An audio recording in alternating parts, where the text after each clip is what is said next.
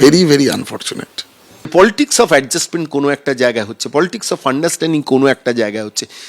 দুর্ভাগ্যজনক, হতাশাজনক setting. CBI 90 দিনের মধ্যে চার্জশিট দিতে পারেনি। ফলে আরজিকর মেডিকেলে ধর্ষণ খুনের মামলায় জামিন পেয়ে গেছেন সন্দীপ ঘোষ ও টালা থানার প্রাক্তন ওসি অভিজিৎ মণ্ডল। কেন্দ্রীয় এজেন্সির এই ভূমিকায় যে হতাশা ও ক্ষোভ ঝরে পড়েছিল জুনিয়র ডাক্তার থেকে নিহত চিকিৎসকের মা বাবার গলায়, এবার তাই শোনা গেল একেবারে বিজেপির অন্তরে। বিজেপি নেতা সন্ময় বন্দ্যোপাধ্যায় 2021-এর বিধানসভা ভোটে পানিহাটিতে বিজেপির প্রার্থী হয়েছিলেন। এবার খোদ সেই বিজেপি নেতার মুখেই শোনা গেল সেটিং তত্ত্ব। 90 দিন ধরে এই জিনিসটাই তো পরিষ্কার করতে পারতো সিবিআই, যে আমাদের হাতে কোনো ডকুমেন্ট নেই, ফলে আমরা এই তদন্ত কমপ্লিট করতে পারবো না।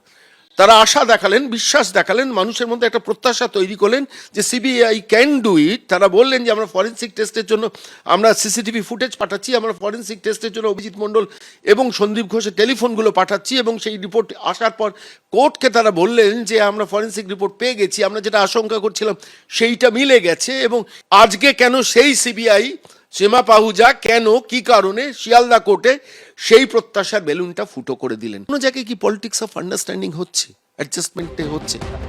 এবিপি আনন্দর ঘণ্টাখানেক সঙ্গে সমান অনুষ্ঠানে নরেন্দ্র মোদী এবং অমিত শাহর দ্বারস্থ হওয়ার ইচ্ছে প্রকাশ করেছিলেন নিহত চিকিৎসকের মা বাবা। 22শে অক্টোবর অমিত শাহকে চিঠিও লিখেছিলেন, কিন্তু রাজ্যে এলেও সন্তানহারা মা বাবার সঙ্গে দেখা করেননি অমিত শাহ। সেই বিষয়টিও উঠে এসেছে বিজেপি নেতা সন্ময়ের মুখে। ভারতবর্ষের সর্বোচ্চ পর্যায়ে দুই ব্যক্তি, ভারতবর্ষের প্রধানমন্ত্রী, ভারতবর্ষের স্বরাষ্ট্রমন্ত্রী, কেন রিয়্যাক্ট করেননি, প্রপারলি রিয়্যাক্ট করেননি? একটা রিয়াকশন মিনিমাম তো পাওয়া যেত। অমিত শাহ কেন দেখা করলেন না? তার পরিবার কলকাতায় তার সঙ্গে দেখা করতে চেয়েছিলেন। মানুষের পারসেপশন যদি বদলাতে শুরু করে, মানুষ যদি এই বিশ্বাসটা একবার মানুষের মনে গেঁথে যায় যে এদের মধ্যে এদের একটা অ্যাডজাস্টমেন্টের পলিটিক্স অফ অ্যাডজাস্টমেন্ট আছে, তাহলে স্বাভাবিকভাবে তারা তখন সরে যাবে। রাজ্য বিজেপির এক্সিকিউটিভ কমিটির সদস্য দেবাশিস ধর প্রাক্তন আইপিএস, ডেপুটেশনে কাজ করেছেন সিবিআইতে। 2024-এর লোকসভা নির্বাচনে বীরভূমে এই দেবাশিস ধরকে প্রার্থী করেছিল বিজেপি। যদিও রাজ্য সরকারের তরফে নো ডিউ সার্টিফিকেট না মেলায় শেষ মুহূর্তে তার মনোনয়ন বাতিল হয়ে যায়।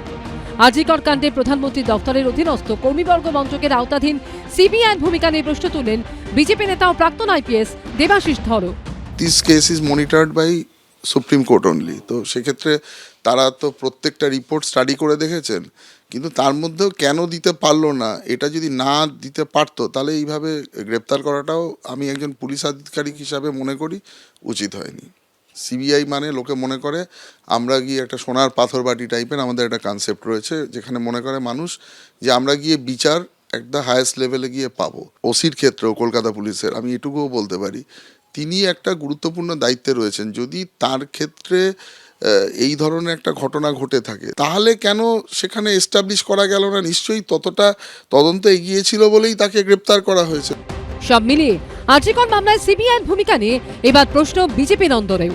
পার্থপ্রতিম ঘোষ ও উজ্জ্বল মুখোপাধ্যায় রিপোর্ট, এবিপি আনন্দ।